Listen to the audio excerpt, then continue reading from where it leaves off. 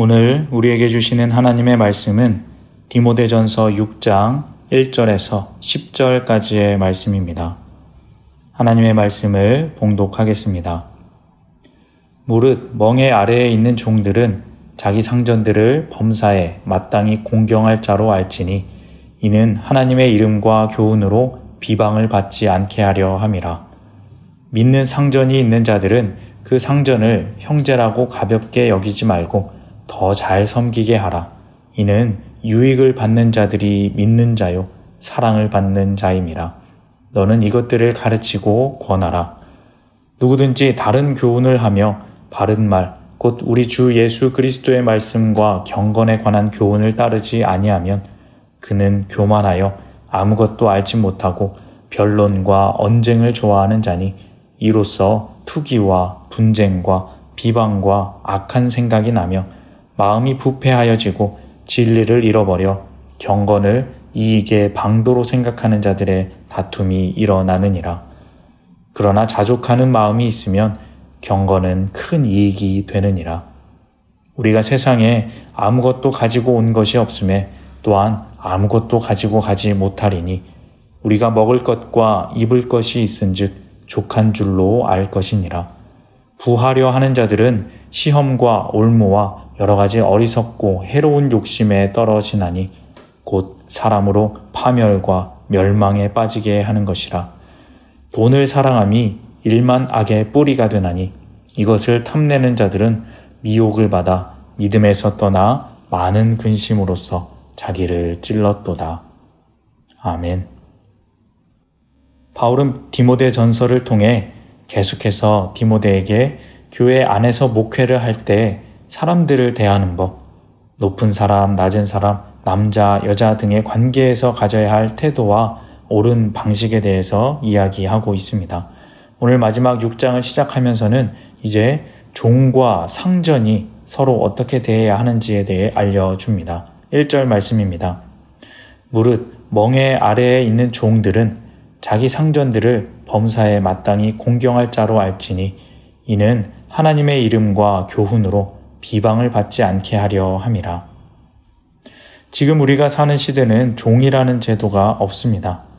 그래서 어떤 사람들은 성경이 좀 시대적으로 맞지 않은 것 아닌가 하는 사람도 있는데 우리가 알아야 할 것은 하나님은 역동적인 분이시라는 것입니다. 그 시대에 맞는 사랑을 주시는 분이십니다. 사람은 부족하기 때문에 어떤 시대도 완벽한 시대나 또 완벽한 법은 없습니다. 지금도 마찬가지입니다. 중요한 것은 우리가 현재 우리에게 주어진 제도와 그 환경 속에서 어떤 것이 하나님의 뜻인지를 알고 그대로 살아가려고 노력하는가. 그것이 중요한 것입니다. 바울은 그때 당시 상황에서 가장 좋은 하나님의 방식, 하나님의 뜻을 알려주고 있습니다. 종은 상전을 존경하고 따라야 한다는 것입니다. 그렇게 되면 상전도 종을 아껴주고 주변의 비방을 듣지 않게 됩니다. 그런데 바울은 앞서서 하나님을 믿는 사람은 모두 가족과 형제라고 했습니다. 그러면 종과 상전의 관계에서 둘 다 믿음을 가진다면 형제가 되는 것인가? 형제처럼 편하게 해도 되는 것인가? 그렇지 않습니다. 2절에 바울이 말합니다. 믿는 상전이 있는 자들은 그 상전을 형제라고 가볍게 여기지 말고 더 잘 섬기게 하라. 이는 유익을 받는 자들이 믿는 자요 사랑을 받는 자임이라. 너는 이것들을 가르치고 권하라. 믿는 자이기 때문에 더욱 잘 섬기라 합니다. 그것이 하나님의 방법입니다. 제도가 어떻고 또 율법은 어떻게 말하고 이런 것이 중요한 것이 아니라 지금 이 순간 나의 마음을 낮추고 넓게 하여서 예수님처럼 내 앞에 있는 사람, 그 사람들끼리 서로 섬기는 것, 하나님의 질서대로 순종하는 것, 그것이 중요한 것임을, 그것이 올바른 교회를 이루는 것임을 바울은 이 종과 상전의 관계를 통해 말하고 있는 것입니다. 3절부터는 다른 교훈을 말하는 거짓된 자들에 대한 이야기입니다. 이들은 곧 그리스도의 말씀과 경건에 관한 교훈을 따르지 아니하는 자들입니다. 바울이 계속해서 강조하는 것은 경건의 교훈입니다. 다른 교훈을 따르는 자들은 다시 말하면 경건을 지키지 않는 자들이라는 것입니다. 4절, 5절의 말씀입니다. 그는 교만하여 아무것도 알지 못하고 변론과 언쟁을 좋아하는 자니 이로써 투기와 분쟁과 비방과 악한 생각이 나며 마음이 부패하여지고 진리를 잃어버려 경건을 이익의 방도로 생각하는 자들의 다툼이 일어나느니라. 교만하고 변론과 언쟁을 좋아하며 이를 통해 투기와 분쟁이 일어납니다. 사실 이들도 교훈을 가진 자들입니다.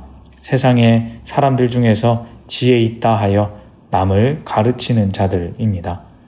사람들에게 삶이란 무엇인지, 삶을 어떻게 살아가야 하는 것인지 등 삶에 대한 교훈을 가르칩니다. 그런데 그 목적이 다른 것입니다. 이들은 경건과 평화가 목적이 아니라 교만함으로 자신이 높아지고 투기와 분쟁으로 자신이 이기려고 하고 남을 무너뜨리려 합니다. 분쟁과 비방, 악한 생각이 나는 것입니다. 경건을 말하지만 이들이 말하는 경건은 진실하지 않고 오직 자신들의 이익의 방도로 경건을 이용하는 자들입니다. 이런 자들의 외식은 결국 사람들을 실족하게 하고 그리스도에게서 떠나게 만드는 것입니다. 이들의 목적은 결국 돈이었습니다. 자신이 더 많이 가지고 부유해지려고 경건을 이용하는 것입니다. 돈은 우리에게 무엇입니까? 바울은 돈이 우리에게 미치는 영향을 너무나도 확실하게 우리에게 알려주고 있습니다. 10절의 말씀입니다.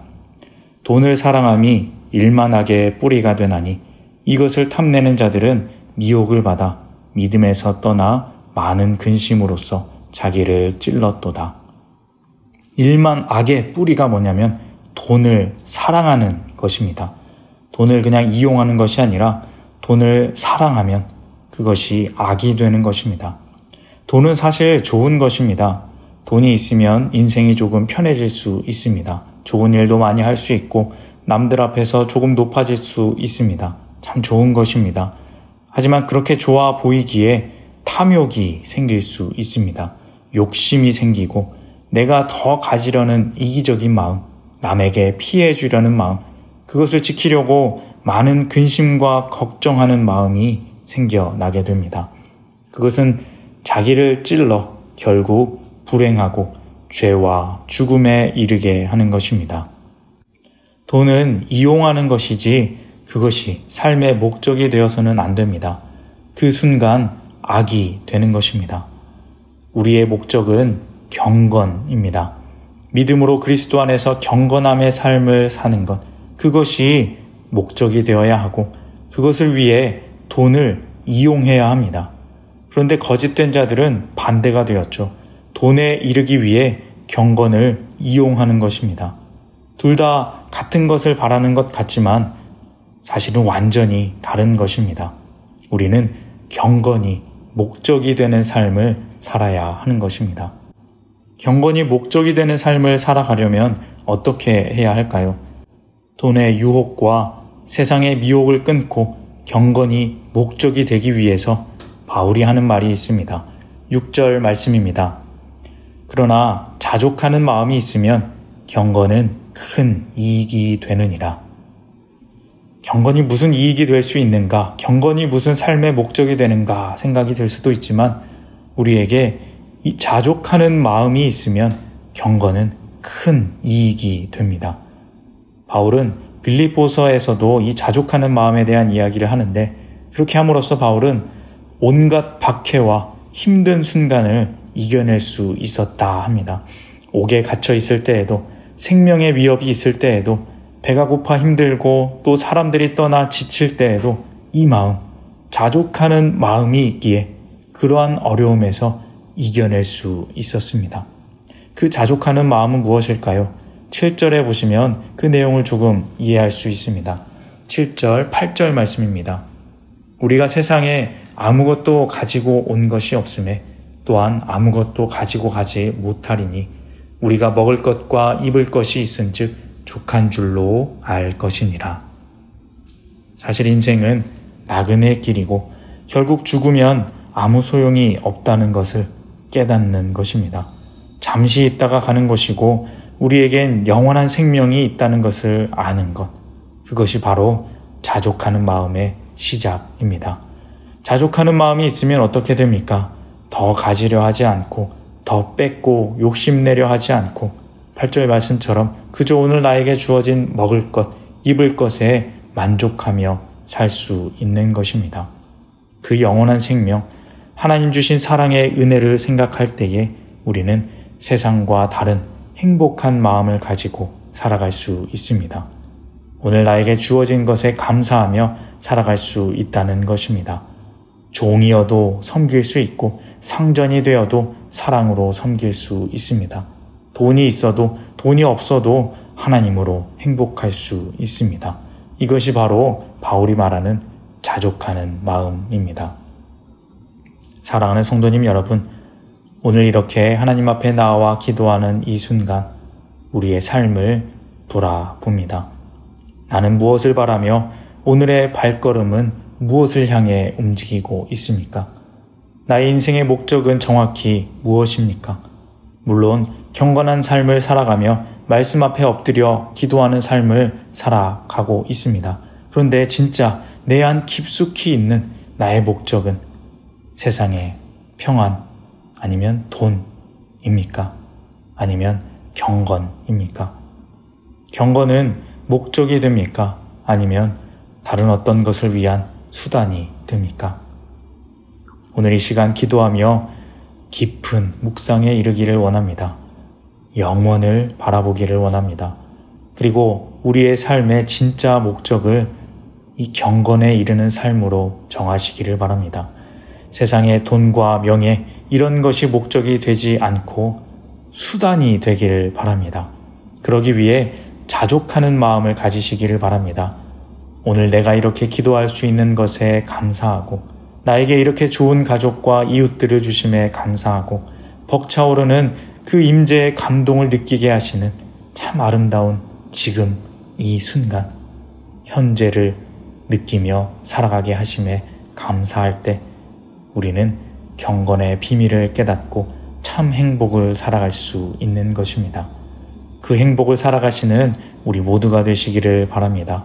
영원을 소유하시며 세상 헛된 소망이 아닌 하늘 소망으로 살아가시기를 자족하는 마음으로 어떤 어려움도 이겨내고 하나님의 은혜를 받아 감사가 넘치는 삶 살아가시기를 주님의 이름으로 소망합니다. 기도하겠습니다. 하나님 아버지 감사합니다. 이렇게 아름다운 오늘의 삶을 주심에 감사드립니다. 이렇게 좋은 사람들을 나에게 주심에 감사드립니다. 믿음을 알게 하시고 영원을 바라보는 그 은혜를 허락하여 주심에 참으로 감사드립니다. 이러한 감사들이 나로 하여금 세상의 유혹을 바라보지 않게 하여 주시고 경건을 바라보며 그 믿음의 삶이 주는 아름다움을 살아가게 하여 주옵소서. 하나님을 믿는 믿음이 가장 행복임을 믿고 어떠한 어려움도 이겨나아가며 살아가게 하여 주옵소서. 예수님의 이름으로 기도합니다. 아멘.